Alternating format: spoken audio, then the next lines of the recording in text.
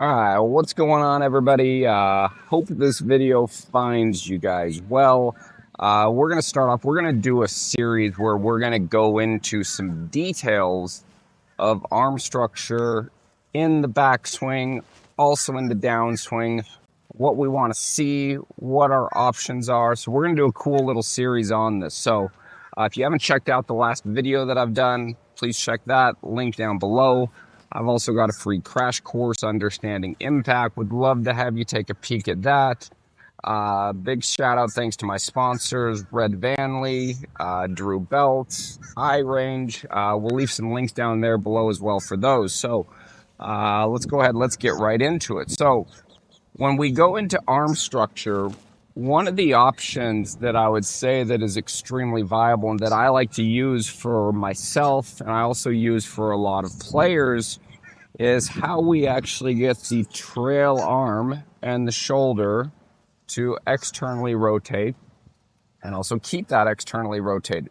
So like for me, one of my biggest issues that I've had in my career or my life playing golf is I'm very comfortable in internal rotation. And a lot of times when we get this, where we get this humerus, the humerus being this bone between your shoulder and your elbow, we get this in our forearm basically parallel. What this does is this makes the golf club itself right here very steep. So then when I try and create speed with this, well, when this comes down vertically, and I don't have very much awareness of where the golf club and where the head is, because this is where the golf club would be its lightest here. When this goes here, we get this direction, and now we have a choice to make. We're either going to go over the top and rotate to try and create good contact, or we'll go this way, and for speed, we're going to drop this in. This arm gets stuck behind our seam line, shortens the radius. We have to work into it. A lot of times it causes early extension. That was my issue. These are some of the things that we can see as a cause of this. So this is going to be a video. We're going to kind of educate you on ways that you can start to implement, and you can also start to understand how to create these certain movements and why they're going to be, or how they can be beneficial to you. So in this video right here, we're going to talk about the humerus, the elbow joint, and the shoulder, and how the forearm can move in different segments or different directions away from that. So number one, we need to firstly understand what is external rotation. So external rotation, if I just held my thumb straight out like this, external rotation would be taking my thumb, my shoulder, and twisting this direction as far as I can go. That would be external rotation of the shoulder. It would also be supination of the forearm right here. And what you'll see when this starts to happen is this moves my elbow here closer to where my midline is. Okay? Internal rotation would be taking this direction. That would be making the elbow go the opposite way. So for the player that's generally steep, they are in internal rotation of the shoulder. So if we went up here and this is in a neutral spot, so this would be our pivot point. Here is the elbow right here. This would be getting the forearm to move towards the golf ball at a higher rate than what the humerus and shoulder would be. External rotation would be driving the shoulder and the humerus at a higher rate. Forearm kicks right there. So we're going to go over some ways that, one, you can feel this, and to give you a little bit of a drill that you can do as well. And I'll show you some of the ways that I've done this for myself, players that I've coached, and how to start to implement and understand how we can do this. So the first thing, if you've never been in a position to where your arm structure works like this, okay? The first thing that we've got to do is we have to bring awareness to this, guys. So one of the things that I do as a stretching drill, I still do it to this day, I spend about 5 to 10 minutes with each arm, is what I'll do is I'll take this golf club right here in my middle finger, index finger, and thumb, and I've got it placed there in my finger. I'm holding the top of the grip. Okay, now from here, what I'm going to do is I'm going to form a 90-degree angle from my shoulder, my humerus, my elbow, and my forearm. From here, what I'm going to do is I'm going to flip this over the back of my tricep bicep area here, okay? So running along the outside of the humerus. And what I'm going to do from here is I'm going to hold the club head with my lead hand. I'm going to keep the shoulder in the same place. And I'm going to start to stretch this. So I'm going to move this direction. So what this is doing for me is this is bringing some neurological awareness to a position that I was very unfamiliar with. And I'm going to hold this for about 10 seconds. Now, don't go so crazy to where you're stretching it so deep that it actually hurts, but start to bring some awareness to what it feels like to move this externally. I would recommend doing that. Do that on both sides where the elbow is held at a 90-degree angle, just so that you're actually building some symmetry in this, because this will be something that we use on the through side as well. And I would hold this. So once I've done this, and I'll spend about 5 minutes a day just stretching that right there, that's just bringing some awareness to how I can use this elbow joint here, and how, if I was holding my humerus right here with my lead arm, how I can get this forearm now to start working more behind this. This is the first part, is just understanding what this actually feels like. Because if you're the person that's used to pulling this internal like this is going to feel extremely difficult, or extremely different, I should say, from what you're accustomed to. So the first thing we need to do, I would say, is we need to bring awareness to it. Another way that we can do this right here is we can flip this golf club over our humerus again. Again, the shoulder is at a 90-degree angle here. The forearm, the humerus, and the shoulder at a 90-degree angle. And what you can do is you can flip this here, and you can now put the club head up against your lead hip. And now from here, what I'm going to do is I'm going to keep my center, and I'm going to rotate this back. So now I've got some pressure to where I can actually feel how my forearm is working behind my shoulder.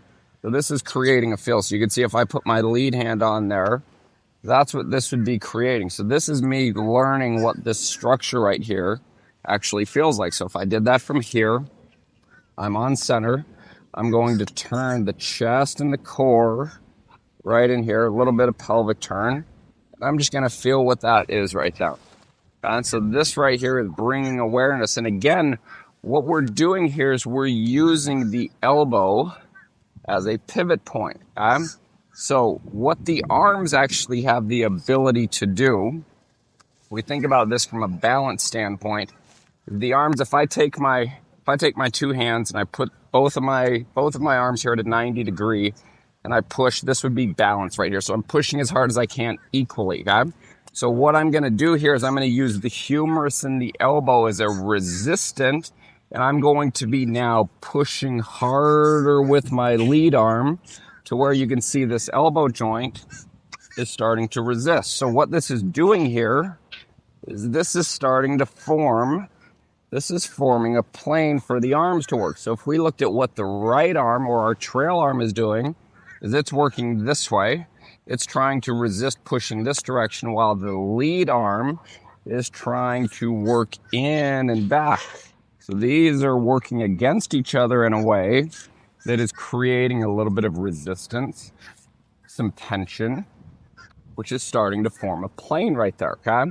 So after you've ran through some stretching drills like we showed you there, or we would call those an awareness drill, then I would start to create some backswing fills. And it's like you might only be able to, the first time that you're doing this, you might only be able to get the golf club back to here. But what you'll notice is how much closer the elbow joints are together right here, as opposed to pulling the trail elbow away from the lead elbow, which would be creating separation and losing width. If we looked at it from this standpoint, you can see how much width I would have in, even with this trail arm here at a 90. Now, when we go into actually hitting shots right here, this is a drill that I really like here from an awareness, feedback, visual, and a feel standpoint. So what I've got is I've got two alignment sticks here that I've duct taped together. So I'm going to take my normal setup. I'm going to put this right here on my heel line, right here on my heel line, about the width of a club head away from me.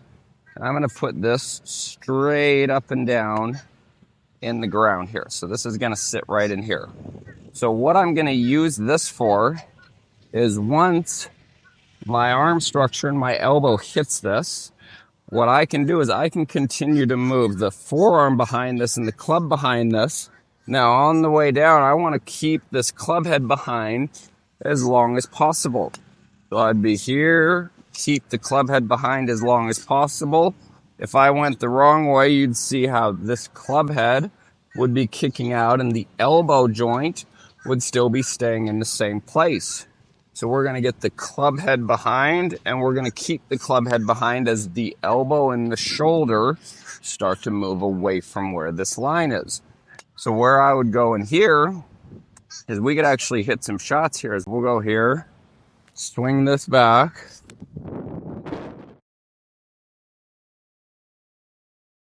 And what I had the awareness of is where my forearm, my humerus, and my shoulder was working. I could tell that that was externally rotated right there. There was nothing that felt like I moved that into internal rotation. And one of your cues is if you move this into internal rotation from here, the club is going to come in, most likely pretty steep from this half to 3/4 length motion that we're making when we do this right here. So I'm going to do this again. I'm going to work this back. I'm going to feel how I can keep that piece right there behind, and I'm going to keep the club head behind that for as long as possible. We'll do that again. There's my elbow. Elbow and shoulder, elbow and humerus are working away from that as the club head is staying behind. Make sure you're watching this and see what it's doing. Start to visualize it, film it. You can even do your work. And we'll go here and we'll rip another one. So I'd be here, work it back, and I'd go hit there. And so this is a great way of starting to gain more of a feel of where we want the initial part of the backswing working to where we've got supportive arm structure.